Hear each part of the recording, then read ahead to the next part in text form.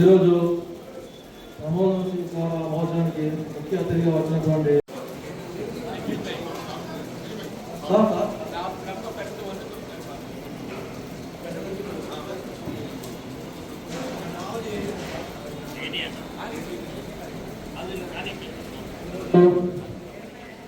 Diesel auto సంక్షేమ సంఘం అధ్యక్ష ప్రధాన కార్యదర్శులు ప్రమాణ స్వీకారం ఇచ్చేసినటువంటి మా పోటీ మిత్రులందరికీ వందనాలు. అంతేకాకుండా కార్యక్రమంలో పాల్గొన్న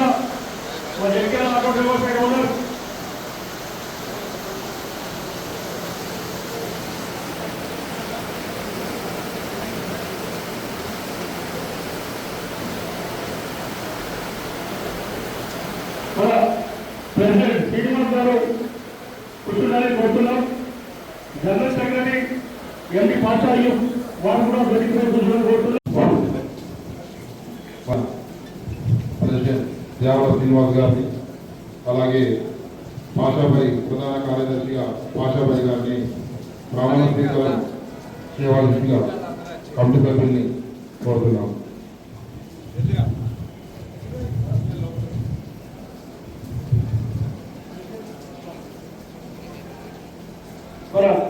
శ్రీనివాస్ గారు ప్రెసిడెంట్ వచ్చిన వారు ఇక్కడ రావాలని కోరుతున్నారు.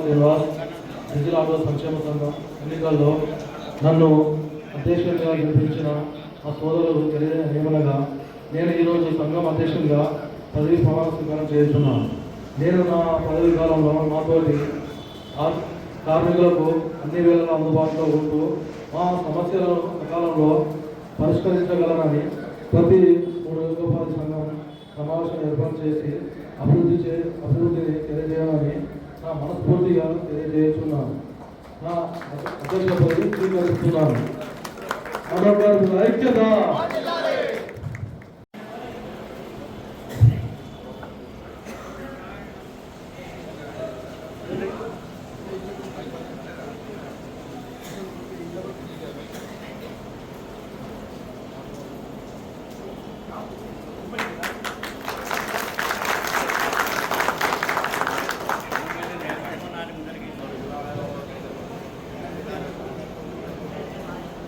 అయూబ్ పాషా డీజిల్ ఆటో సంక్షేమ సంఘం జగిత్యాల ఎన్నికల్లో ప్రధాన కార్యదర్శిగా నన్ను గెలిపించిన నా ఆటో మిత్ర సోదరులందరికీ తెలియనిది ఏమనగా నేను ఈరోజు ప్రధాన కార్యదర్శిగా పదవి ప్రమాణ స్వీకరణం చేయుచున్నాను. నేను నా పదవి కాలంలో నా తోటి ఆటో మిత్రులు కార్మికులు అందరికీ ఎల్లవేళలా అందుబాటులో ఉంటాను.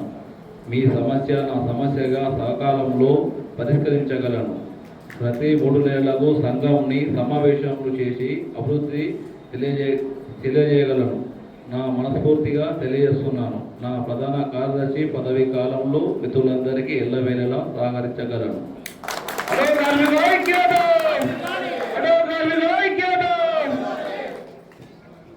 థ్యాంక్ యూ భాషా గారు.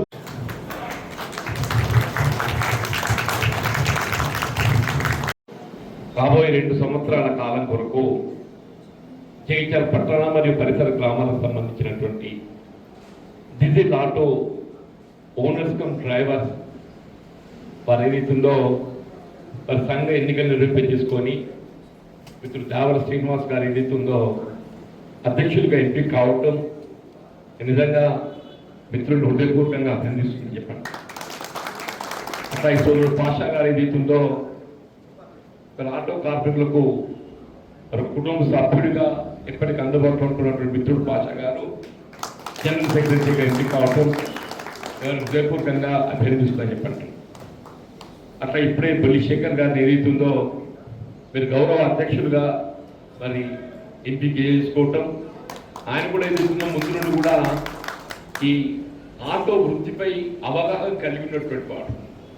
అటువంటి వారిని వాళ్ళ గౌరవ అధ్యక్షులు ఎంపిక చేసుకోవడంతో రేపు భవిష్యత్తులో మనకి ఏ సమస్య వచ్చినా కానీ పరిష్కారాలు తోడ్పడతామనే ఒక భావనతో శేఖర్ గారిని ఏదైతే ఉందో ఎంపిక చేసుకోవటం, మా మిత్రుడు షకీల్ కానీ ఇంకా చాలా మంది ఈ వేదికపై ముఖ్యంగా మా న్యాయవాద సోదరుడు ఇప్పుడు రాచకొండ శ్రీరాములు గారే కానీ తుర్కి మన్సూర్ గారే కానీ వారు ఏదైతుందో జగిత్యాలకు సంబంధించిన ఆటో కార్మికులతోని మరి దశాబ్దాల తరబడి అనుబంధం కలిగి ఉన్నటువంటి వారికి వారిని మీరు గౌరవ సలహాదారులుగా నియామకం చేసుకోవటం, మీకు ఎప్పుడు ఏ సమస్య ఉత్పన్నమైనా కానీ ఇటు న్యాయపరంగా చట్టపరంగా న్యాయస్థానంలో కానివ్వండి లేక ఇతరత్ర కానీ ఎప్పుడే సమస్య వచ్చినా మీకు అందుబాటులో ఉండేటువంటి న్యాయవాదులు రాచకొండ శ్రీరాములు గారు, తునికి మసూదన్ గారిని ఏదైతుందో మీరు ఎంపిక చేసుకోవటం.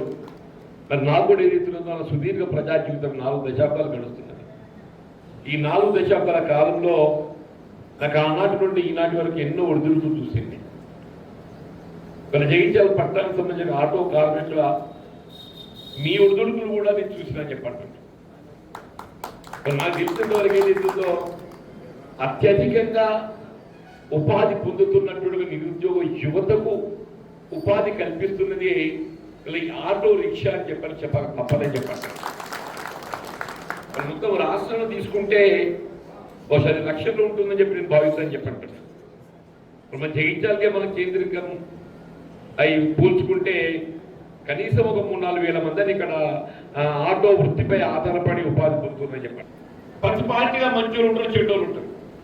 ప్రతి పార్టీలు ఏదైతుందో కార్మికులు తొమ్మిది చెడ్డోళ్ళు ఉంటారు, ప్రతి పార్టీలో అవకాశవాదం ఉంటారని చెప్పండి. మనకెవరు కష్టాలలో తోడు నిలుస్తారో వాళ్ళకు గుర్తించండి, వాళ్ళకి ఏదైతుందో మీరు తోడు చెప్పండి.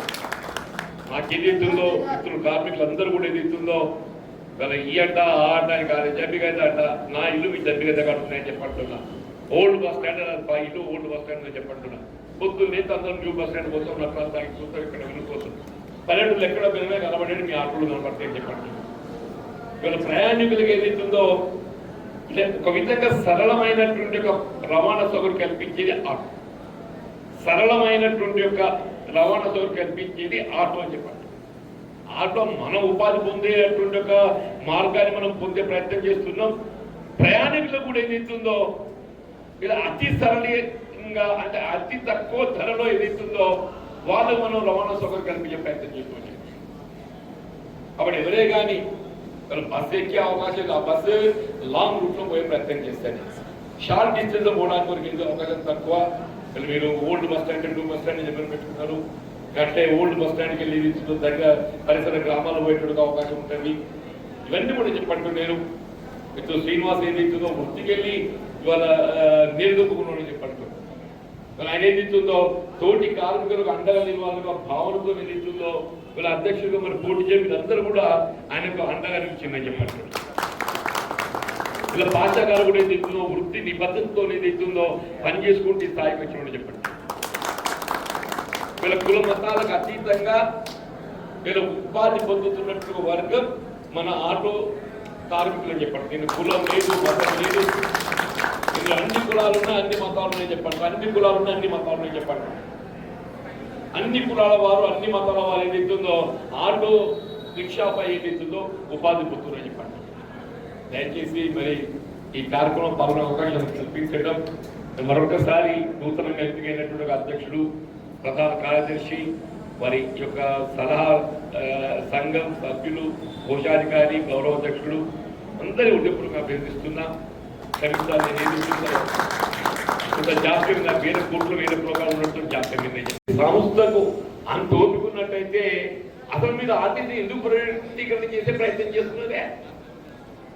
కానీ దాన్ని నేను ఏమంటున్నా, ఆర్టీసీ సంస్థ అంత పటిష్టంగా మీరు నిర్వహించాలని చెప్పి మీరు భావిస్తే ముందు ఏదైతుందో మీరు ప్రైవేట్ బస్సులు పెట్టుకోవడం మానేసేయండి. ముందు ప్రైవేట్ బస్సులు పెట్టుకోవడం మానేయండి అని చెప్పంటున్నాను. మీరేదైతుందో అది మీ వెసులుబాటు కావడం లేదని చెప్పని హైర్ బస్సెస్ పెట్టుకుంటున్నాను. Hire buses పెట్టుకుంటలేదా?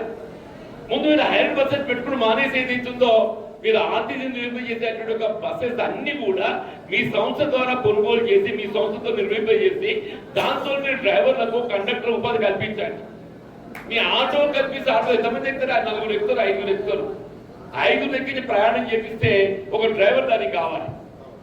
5 ఎక్కించి దాన్ని ఆటో నడిపియాలని చెప్పంటే దానికి డ్రైవర్ కావాలన్నా కావద్దే.